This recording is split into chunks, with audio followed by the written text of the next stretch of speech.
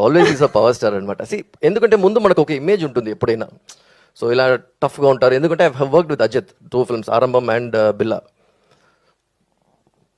The actual fact ఏంటంటే when I worked with him, so the best part ఏంటంటే you have to be very straight and very direct.